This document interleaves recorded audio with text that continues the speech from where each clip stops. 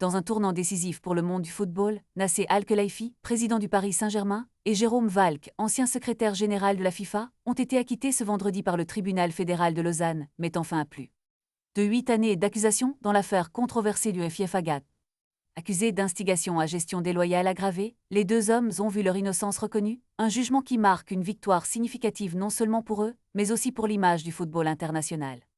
L'affaire, qui a débuté avec des allégations de corruption et de manipulation autour des droits de télévision des Coupes du Monde de 2026 et 2030, a terni des réputations et suscité des débats houleux sur l'intégrité des institutions sportives. Les avocats de Nasser Al-Khelaifi, Marc Bonan, Grégoire Manja et Fanny Margueraz, ont déclaré dans un communiqué que ce troisième acquittement représentait une réhabilitation complète, mettant en lumière les accusations infondées qui ont causé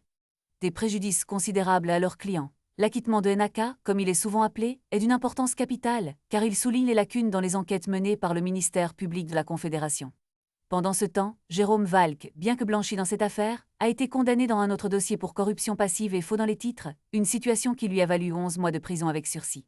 Ces événements soulèvent des questions cruciales sur la transparence et l'éthique dans le sport, alors que les fans et les observateurs se demandent quelles seront les prochaines étapes pour ceux qui occupent des postes de pouvoir dans le football. Alors que le monde sportif attend avec impatience la suite des événements, cette décision pourrait également avoir des répercussions sur la confiance du public envers les instances dirigeantes du football. La fin de cette saga judiciaire laisse présager des changements possibles et une réévaluation de la manière dont les affaires de corruption sont traitées dans le milieu du sport. Pour l'instant, Nasser Al-Khelaifi et Jérôme Valcke peuvent enfin tourner la page sur cette épreuve, mais l'écho de cette affaire continuera de résonner dans les discussions sur l'avenir du football et la nécessité d'une gouvernance plus transparente et responsable.